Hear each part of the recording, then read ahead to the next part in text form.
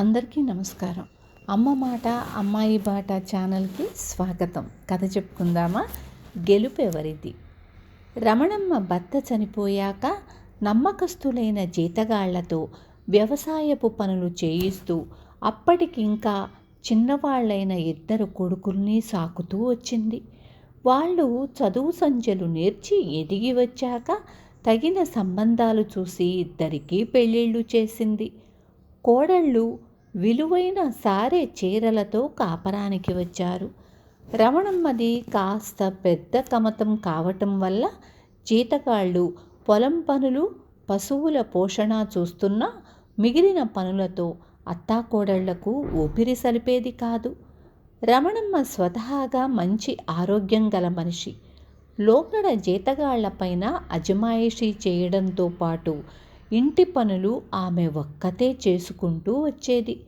కానీ 2 కోడళ్ళు కాపరానికి వచ్చాక కూడా తనకు ఇలాంటి పనిపాట్లు తప్పకపోవడం ఆమెకు బాధగా ఉండసాగింది. ఇక నుంచి తను కూర్చున్న చోటు నుంచి కదలకుండా వేళకు భోజనం తన దగ్గరకు వచ్చేలా చేసుకొని సుఖపడిపోవాలన్న నిశ్చయానికి వచ్చింది రమణమ్మ.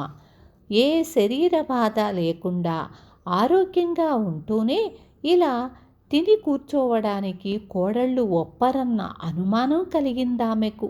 బాగా ఆలోచించి రమణమ్మ ఒక పథకం వేసింది. ఉన్నట్లుండి ఒకనాడు తనకు కళ్ళు కనిపించడం లేదని, చెవులు వినిపించడం లేదని పెద్దగా గొడవ ప్రారంభించింది. కొడుకులు తల్లి స్థితి చూసి కంగారు పడిపోయి ఆమెకు పూర్తిగా విశ్రాంతి అవసరమంటూ ఒక గదిని ప్రత్యేకించి ఆమె మంచం దిగకుండా కట్టుదిట్టం చేశారు. రమణమ్మ తన ఎత్తు పారినందుకు చాలా సంతోషించి వేళకు కోడళ్ళు తెచ్చిపెట్టే భోజనం తింటూ కాలక్షేపం చెయ్యసాగింది. కానీ కోడళ్ళు చాలా తెలివైన వాళ్ళు కొద్ది రోజుల్లోనే అత్తగారిది ఒట్టి నటన అని తెలుసుకున్నారు.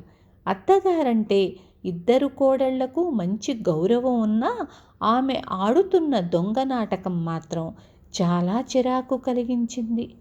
ఒకనాడు భర్తలు పొలం వెళ్ళాక కోడళ్ళిద్దరూ పిండి వంటలు చేసుకొని అత్తకు కనపడేలా వాటిని వెండి పళ్ళాల్లో పెట్టుకొని కూర్చుని కబుర్లు చెప్పుకుంటూ తినసాగారు. అత్తగారికి కళ్ళు చెవులు దెబ్బతినిపోవడం మన అదృష్టం. కోపం వచ్చినప్పుడు కసిగా తిట్టినా పర్వాలేదు అన్నట్లు ఈరోజు చక్కిలాలు బాగా కుదిరాయి, రేపు బొబ్బట్లు చేసుకుందాం, ఇలాంటి కబుర్లతో కోడళ్ళు రమణమ్మను ఉడికించసాగారు. ఆమె కోపాన్ని బయటకు కనపడనీయకుండా మనసులోని నా పాలిటికి ఎలాంటి పొగరుబోతు కోడళ్ళు వచ్చి పడ్డారు, ఆ పిండి వంటలేవో నాకు పెట్టకపోతే పోయారు, భర్తలకు కూడా పెట్టకుండా పందికొక్కుల్లాగా కూర్చొని హాయిగా మెక్కేస్తున్నారు అనుకుంటూ కోడళ్ళు తినే వంటకాలు నోరూరిస్తుంటే గుటకలు మింగుతూ ఊరుకునేది. ఆఖరికి తన పథకం బెడిసికొట్టిందని, ఈ నటన లాభం లేదని తేల్చుకుని ఒకనాడు రమణమ్మ కొడుకులు ఇంట్లో ఉన్న సమయంలో ఒరే తొందరగా రండి, ఎంత అదృష్టం, ఏ దేవత దయవల్లో నాకు తిరిగి చూపొచ్చింది అన్నది పెద్దగా. కొడుకులు సంతోషంగా తల్లి దగ్గరకు వచ్చి నిజంగానా అమ్మా అని అడిగారు. నిజంగానేరా బాబు, ఆహా నాకు చెవులు కూడా వినపడుతున్నాయి అంటూ రమణమ్మ ఈసారి మరింత బిగ్గరగా కేక పెట్టింది.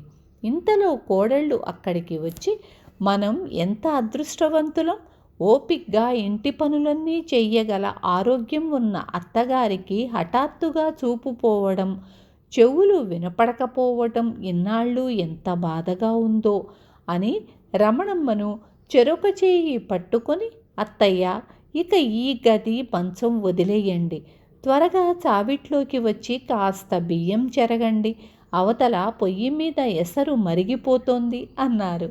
రమణమ్మ మారు మాట్లాడకుండా చావిట్లోకి వచ్చి ఆ క్షణంలో ఆమెకు తనకు పెట్టకుండా పిండి వంటలు చేసుకు తినే కోడళ్ల ఆట కట్టించాననే తృప్తి కలిగింది.